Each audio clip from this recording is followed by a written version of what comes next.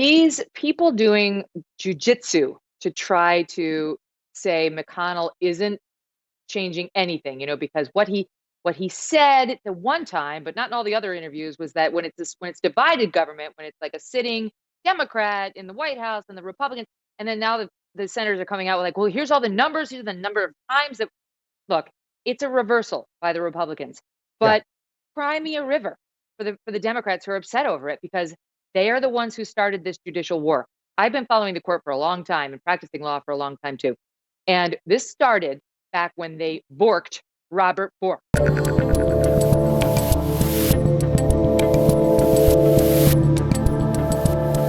of Ruth Bader Ginsburg and everything that's going on with the Supreme Court right now, you tweeted out something that I thought was just like you framed it so correctly, which is that you basically said, and you can clean it up for me, but in essence, you were saying like, look, everybody's sort of a hypocrite here, and you could sort of catch everybody saying the reverse when they're not in power.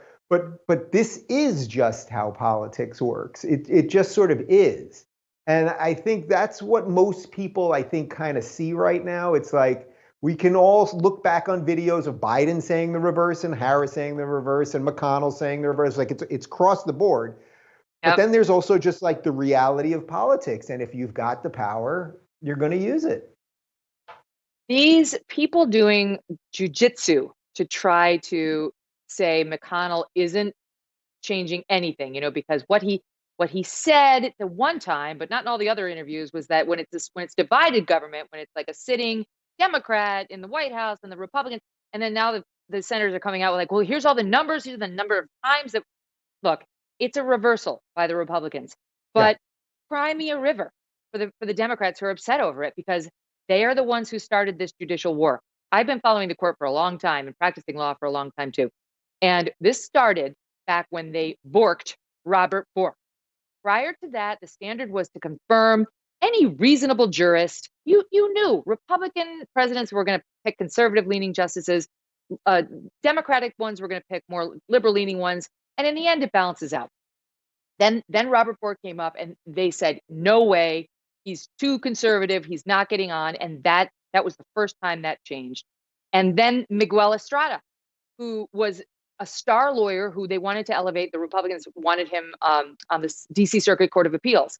And the Democrats were quoted as saying they were afraid of him because he was this dynamic, Hispanic rising star in the Republican Party. And they didn't want him because they knew he'd make the Supreme Court someday. And they held up his nomination, his confirmation hearings for 2 years to the point where the guy finally had to say, I withdraw. Like, I got to get on with my life, support my family.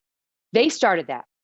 And that's why later Mitch McConnell started to slow roll Barack Obama's judges. That led to Harry Reid saying, I'm doing the nuclear option. Screw you. We're getting rid of the filibuster. The Republicans stood up and said, if you get rid of the filibuster on lower court judges, we're going to do the same to you on Supreme Court judges if we ever take power in the Senate again.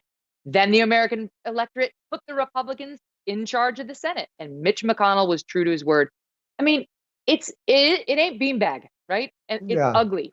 And it's going to get even uglier. I don't predict anything kind or good happening over the next 6 months when it comes to the Supreme Court. Yeah. Do you sense there's any way we can get out of this thing? I mean, putting aside whether it's just about Supreme Court, just like everything, that everyone feels so crazy all the time, that politics is everywhere all the time, that it seems like half the people want to burn it down and the other half, according to them, are all racists anyway. Like, do you see a path to getting out of it?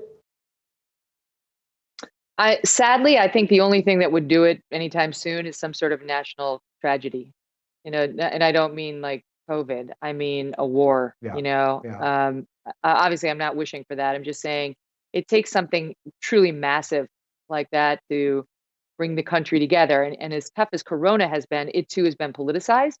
And it hasn't had the horrific shock value, in an instant, the way, say, a 9/11 did, or I'm sure Pearl Harbor did, where you're just like holding on to humanity and looking at your fellow human beings with a little bit more kindness.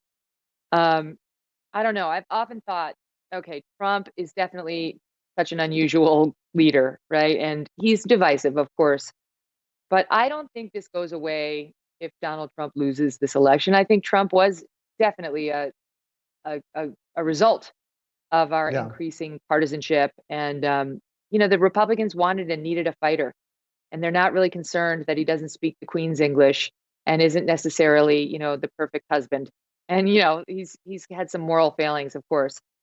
So I don't think even if he's gone, whether it's Joe Biden or somebody else, even another Republican in the office, it gets better until we're reminded of what matters. Why do these people have so much time? And I can say this because I'm a woman, to focus on their gender, right? Like how they're being discriminated against as a woman. How, like, I know they'll say because we're victims.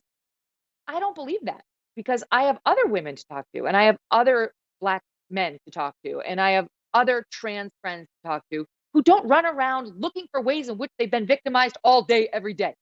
They're strong, Yeah. they lead their lives, they suffer some adversity like we all do from time to time. They forge forward, they take life lessons from it, they move on. Like the amount of navel gazing that goes on in figuring out what identity do I have that will allow me to embrace the victim ideology is a total waste of time. Yeah. Well, it's miserable. It won't get you anywhere. And look, even for you, it's not that being a woman in the news business is the easiest thing. I mean, Bombshell is sort of about that. But you pretty much just kept moving forward, and it basically worked. Well, I've never liked to think of myself as a victim. And I recognize that doesn't mean I've never been one, right? Like I I had a terrible stalker, a felonious stalker in my life who went to prison for a very long time after he stalked me. And I have been bullied by some very powerful figures, but I never call myself a victim. I always call myself a target, right? Like I was a target of that stalker and I was a target of certain people. And that's fine. I can get past that. Like eventually you're not a target anymore.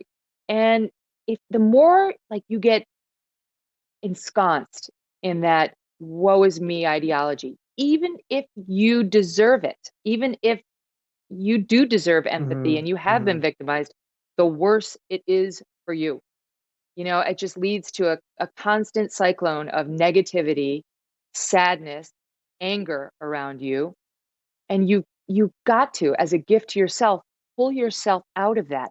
I don't know. I don't care if it's cognitive behavioral therapy where you just got to think of a picture of your dog. Like do whatever you need to do to get yourself out of that.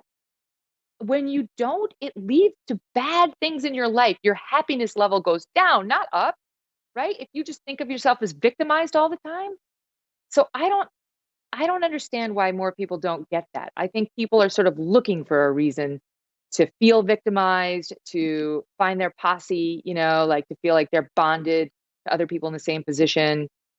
I think this is why women get mad at me when I won't say I'm a feminist.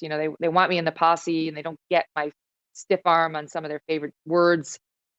But I find the opposite worldview much more conducive to success. If you're looking for more honest and thoughtful conversations about the media instead of nonstop yelling, check out our media playlist. And if you want to watch full interviews on a variety of topics, check out the full episode playlist. They're both right over here. And to get notified of all future videos, be sure to subscribe and click the notification bell.